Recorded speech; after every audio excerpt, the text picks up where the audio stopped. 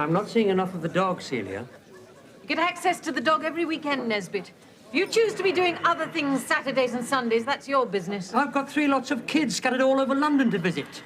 By the time I get to see the dog, it's dark. I'm worn out. The dog doesn't want to go out because he's already taken it, deliberately tiring it. And you don't speak to me. I don't have to speak to you. It's the dog you come to see. Yes, well, you can't have much of a conversation with a Jack Russell, can you? Celia, you're heartless. Look, are you using the dog as an excuse to come over and pester Celia? Oh, belt up, you. How dare you speak to me like that? I'm still head of drama, you know. You didn't impress me when I worked for you, and you certainly don't impress me now. Celia will see through you. She's an intelligent girl.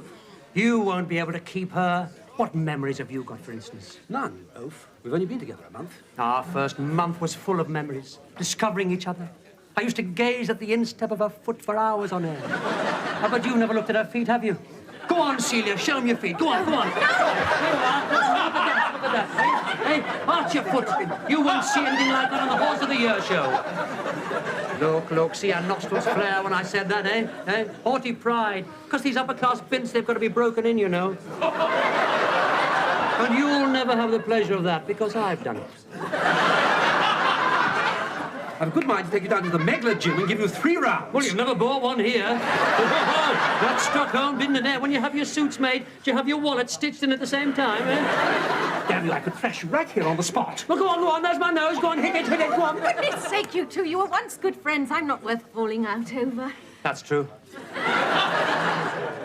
Put another half in that, Tom. Oh, all right, Nesbit, just to show there's no hard feelings.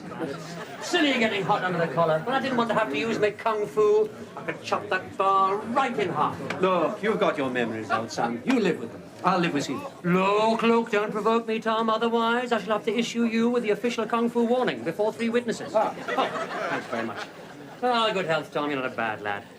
No, you see, the thing is, Tom, it's more than a dog to me. It's our baby. Celia's and mine. You see, we went down Petticoat Lane that Sunday morning and saw this little face looking over the cardboard box saying, please, me. Oh. Nesbit, that was a wonderful day. We were down there by 6:30 in the morning, and we all had sarsaparilla and jelly deals and salt beef sandwiches. And then we went home and you were sick. And the dog was sick. Yes, we stayed up all night nursing little Adolf, feeding him with milk and brandy.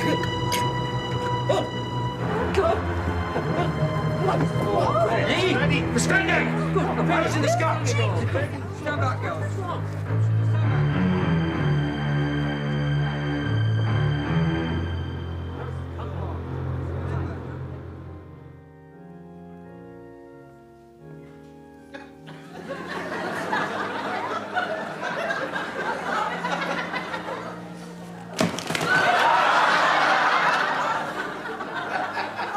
Celia, I could see the dog Wednesday nights. Shut up! You're looking very charming in black, my dear. Suits you. Thank you, Mr. Hughes. You've got black underwear on as well, have you? It should go well with blonde hair, white skin like yours. It's a sad occasion, Mr. Hughes. Yes, well, we must make the best of it, Celia. Aren't you getting a bit fed up of working for this po-faced twit here? As head of the company, I can place you anywhere I like and in any position. Thank you, Mr. Hughes. I'm quite happy. I'm learning a lot with Tom. Yes, but are you learning the right things? Well said, Mr. Hughes. Mind your own business, guy. Who's that vicar? We're still waiting, sir, for the deceased's family. We'll all be deceased if they don't get their fingers out. You could start singing Why Are We Waiting, sir? If you like. That was in very bad taste, Gun, and I should know. Vicar!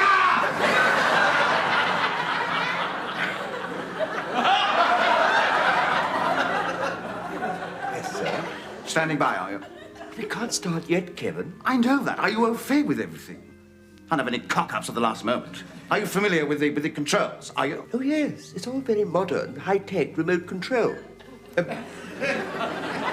Lights, music, rollers reverse, rollers forward. Well, keep control of that coffee, and we don't want it sliding onto our laps. Don't you worry, sir. Just leave it to me. All right, all right. Well, keep off the sauce. Off you go. He's got fingers like 2 pounds of pork sausages here. Anything could go wrong. What are you muttering about? Oh, I'm sorry, sir. It's just my notes for the eulogy. I thought I was doing the eulogy, sir. You told me to prepare one. I was up all night with this lot. No, we'll have yours for the next one. What next one? I don't know. Well, they always come in threes, don't they? I thought I'd touch on his devotion and loyalty to Nicholas. Cut that out for a start. He didn't have any. Freddie Mulholland never stopped working for the BBC from the first day he started at Megler 15 years ago. What? What do you mean, sir? I mean, he was a mole. Put there by the BBC, our arch rivals. Are we talking industrial espionage, sir? Of course I am. Been feeding information to the Beeb for years. What, for money, sir? No, for ideological reasons. He never believed in the cut and thrust of free enterprise. Oh, I do. I think it's the lifeblood of creative endeavor. Mind you, there is a place for the social services, but more as a safety net, sir, than a springboard, I'd say. Shut up and keep quiet. Yes, sir.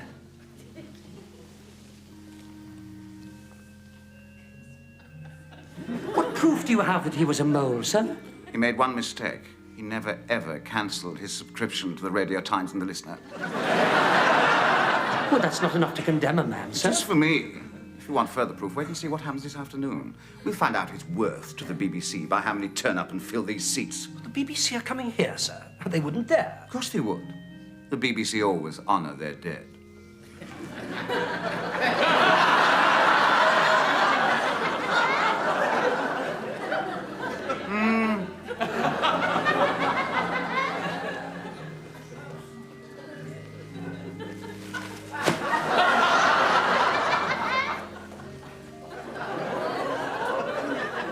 Yes, sir. From every department. I knew it. I knew it. Even the Director General himself. Oh, Kevin. I've seen you wearing that Winchester tie since you were sent down. Yes, well, that girl didn't have to say all those things, did she? Struck me she'd been very well primed by somebody with a literary bent. And there's no one more bent than you, is there, Brian? All's fair in love and war, Kevin. EastEnders getting up your nose, is it?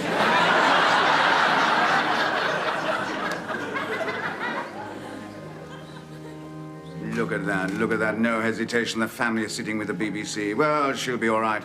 She'll be copping 2 pensions. Friends of Freddie Mulholland, we are gathered here today to say our goodbyes, our fond farewells. But though we're saying goodbye, he will always stay close to our hearts.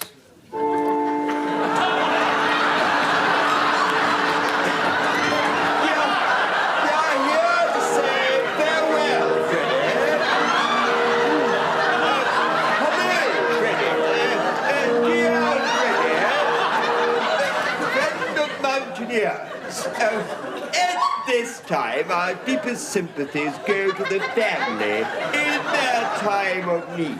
Life with Freddie, with his passion for rock climbing, was always something of a cliffhanger.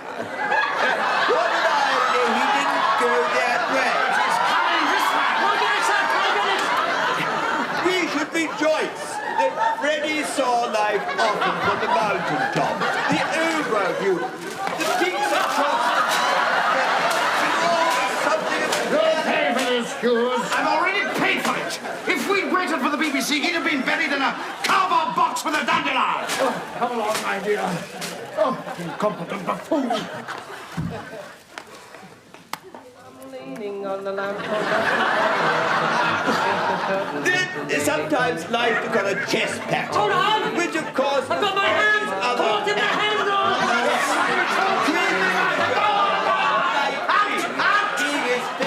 Play at Hastings. Ah, I think I've got the hang of it now.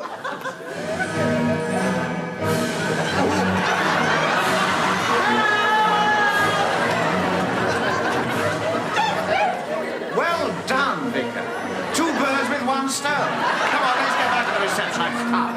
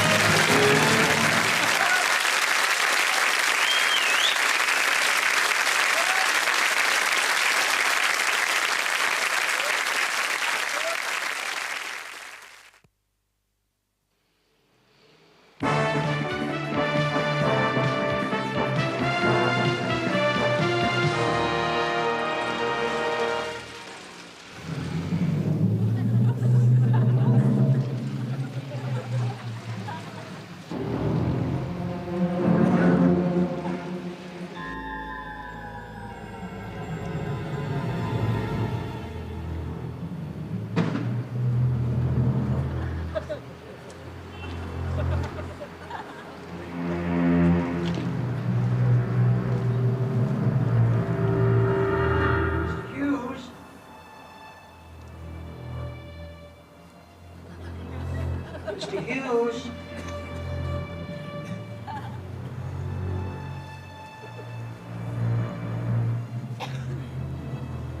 Mr. Hughes?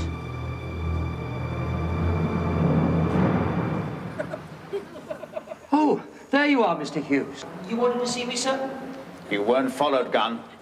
Well, there was a very suspicious-looking bus that followed me down by St. Paul's Power Bridge, but I managed to shake him off. That was his route, you bloody fool. You can't be too careful. They're hardly likely to follow you on a red double-decker bus, are they? Who said? The BBC. I wouldn't be too sure about that. They are short of money. They didn't get all they were asking for. Shut up! We've got to steal a march on the BBC this winter. Race ahead in the ratings. That's where you come in. Right. Yes. Let the intrigue unfold. Speak on, Macduff. I'm all ears. I wish you were all ears and not all bloody mouth. Now, Dan, what would you say if the BBC got hold of our winter schedules, unbeknownst to us? We're on top of the mole, sir. After all the damage he's done, it would be catastrophic. Be like the Germans having the Allied invasion plans before D-Day. Not a bad analogy, Gun. That's exactly what they had, but they had the wrong ones. Ah, Monty's double. Got it, the man that never was. A British officer found floating in the sea by the Germans with all the papers on him. You're going to float a dead producer up the Thames, past the BBC, with a false copy of the winter schedules and a waterproof wallet. Brilliant. We've got them, sir. We've got them on the run. What are you babbling on about? Oh, what thrilling times we live in. Gun, I hadn't thought about a dead producer floating up the Thames, but you're certainly giving me ideas. Unfortunately, we don't have to go that far. What we need is an utterly discredited man from the organization with a grudge who leaves under a cloud and who purloins out of sheer malice our winter schedules. He gives them to the BBC, quite unknown to us. They reschedule their winter programs to get the drop on us based on completely false information. Thereby, the old bee puts out its strongest programs at completely the wrong time. I like it. It's Machiavellian. It's sordid. Oh, it's under the belt. It's disgusting. It's very you, sir.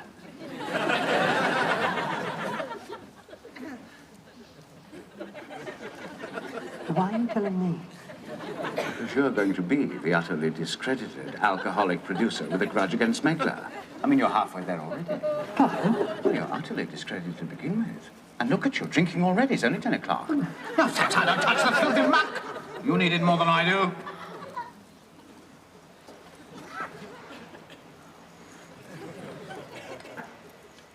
We've got to build up a cast-iron case where the BBC believe you, Gun, have a mammoth grudge against commercial television and will stop at nothing to ruin Megler. Oh, I'd never do that, sir. I'm very grateful. What for? I've treated you abominably ever since you came to Megler. Only for my own good, sir.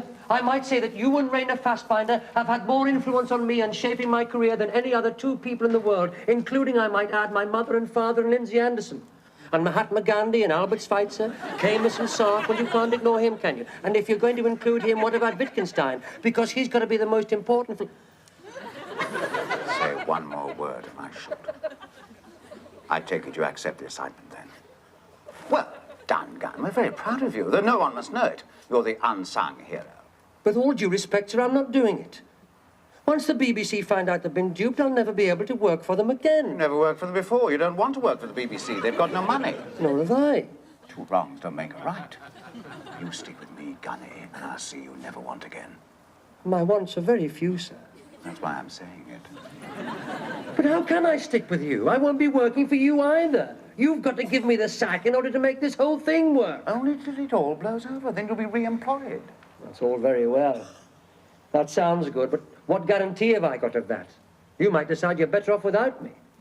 I mean, it's a remote possibility, I admit. But it's one I have to consider, sir. I'm willing to give you a secret document guaranteeing your re-employment. What else? As a general dog's body in light entertainment. Well, that's better. Because I've got to guard against being expendable, you know. I shall be out there in the cold on my own. And if anything goes wrong, if my cover's blown, you disown me. I can't expect any help. If you have to abort the operation, you can't bring me back, can you? No. There'll be a small pension going to your aunt in Tufnell Park. Oh, well, that's very gracious. You know, sir, the hardest thing is that Celia, my fiancée, well, she's not quite my fiancée. She was. I thought the head of drama was giving her one. Well, that's why she's not quite my girlfriend, but we sort of have an understanding. But she won't know the truth about me, will she? She'll see me drinking, dissolute, a broken man with a grudge. That's the image we want, Count. But I won't be able to explain to her, Celia, if you knew the truth, you wouldn't leave me. The truth is, she already has left you. Oh, I think she's on the way back.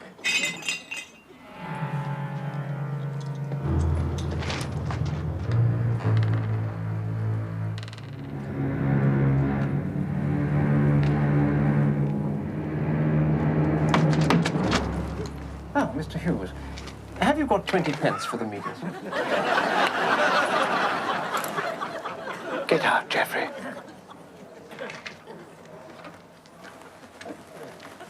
I've seen him before, Mr. Hughes. He doesn't fool me. There are no meters around here. I think I'm supporting his habit. This area was notorious for Chinese dope dens. Sure, I've seen him before. I've got it. I've got it. He was the barman that disappeared the night old Freddie bit the dust. Don't ever repeat that talk in public. That man is happily married to my wife's mother. He's your father-in-law. He's only 30. That doesn't stop him having a driving license. Keep out of my family business, and I'll keep out of yours. Right, sir. Say no more. Not as good as a wink to me. Oh, Gunn, I'm going to put you in the picture. In the picture, sir, yes. Stop repeating everything I say. Repeating everything you say, sir. Now, this is my plan to get you fired from Megler in one glorious incident that will hit the headlines and bring you to the attention of the world at large and certain slimy little tosspots at the BBC. Could you go a little slower, sir? I've got as far as glorious. Just write down Langan's Brasserie. Oh, know it well, sir. Know it well. That's the innest place in town, that is. On this particular night, you will be at Langan's with a floozy, and I will be there, coincidentally, with my wife. She hasn't been out for a long time, has she, sir? You, much the worse for drink, will find an excuse to come up to our table and be very offensive. I will remonstrate with you. You will tell me to F off in a very loud voice. Then you will pour a glass of wine over my wife. An awful slanging match will ensue, blows will be struck, mayhem breaks out. I dismiss you on the spot. All good stuff for the resident photographer and the Nigel Dempster legman, right? That should do it. It might just work, sir. I won't let you down, sir. You won't find me wanting. What night's this going to happen? That's the snag. I've got to get the wife to come up to town. That may sound simple to you, but with my wife, it could take anything from a day to 3.5 months. How are we going to get round that? I won't know until the last moment, so we better have a code. Full moon means it's on that evening. Full moon. Got it? Dog's dinner means the following evening. Dog's dinner. Very clever, yes. And chopsticks means the night after that. If I were to say wardrobe, that means I bought the lot. All off. Wardrobe, chopsticks, dog's dinner, full moon, yes. Anything else, sir? Sir? Sir? Can I go home now, sir? Oh, yes. I'm getting out of here. Hello, is that the Greek Street Escort Agency? Now, can I be assured that on any particular night there will be a girl available at a moment's notice? Yes? Well, I want a girl about 5'7", blonde, brassy, dyed hair. Bosoms, you say? Oh, yes, please. Now, don't get the wrong idea, but what I want, what I'm really after, is a right tart. A real bit of rough, you know what I mean? Oh, hello, Celia, won't be a minute. Yes, thank you, that's all I wanted to know. Yes, you've been most helpful with the research, and if one of the girls is actually needed for the programme, back to camera, darkened face, we'll be in touch. Thank you. Should be a good programme, this. A warning to tourists on the perils of Soho clubs. You don't need to make up lies to me about your excessive habits, Nesbit. They're of no interest to me, not any longer. The only thing of interest to me is whether I can trust the dog with you this weekend. That was below the belt, Celia. Just keep the dog in the other room when you're entertaining. What dog? I haven't got the dog. Well, Tom and I are going away this weekend to the country. Oh, I see. Well, it's a good place for a dog, the country. Yes, but the McLeans have a bitch on heat. We'll have to when you arrive. How dare you?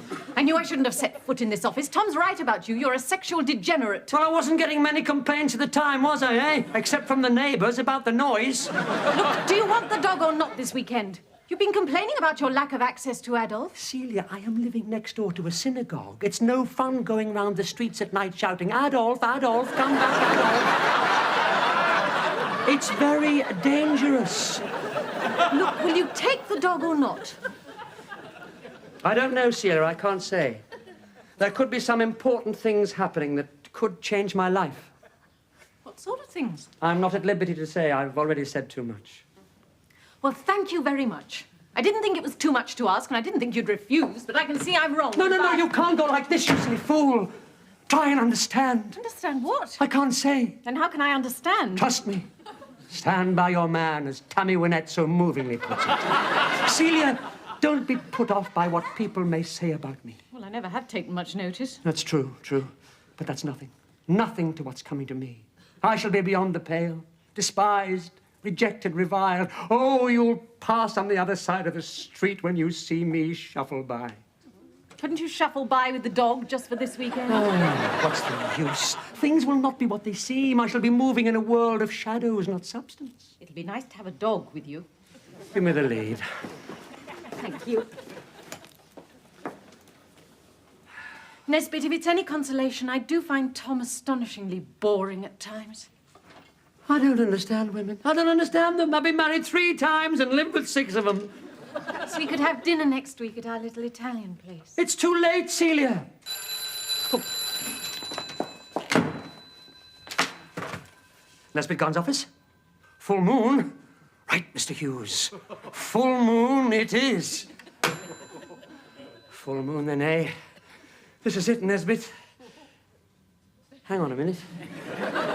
Talks, dinner, chopsticks, wardrobe. Wardrobe is tonight. No, wardrobe is all off, abort. Chopsticks is tonight. That means full moon is the night after tomorrow. No, that's dog's dinner. Chopsticks? No. Kung fu? No. Chops. Lamb chops means tomorrow night. No, I'm having lamb chops tomorrow night. No, Saturday.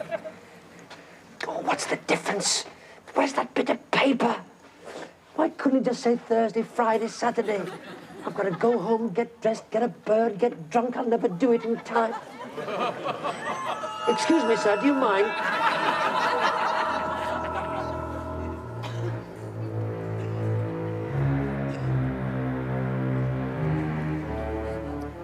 Oh, my God. Are you looking for this?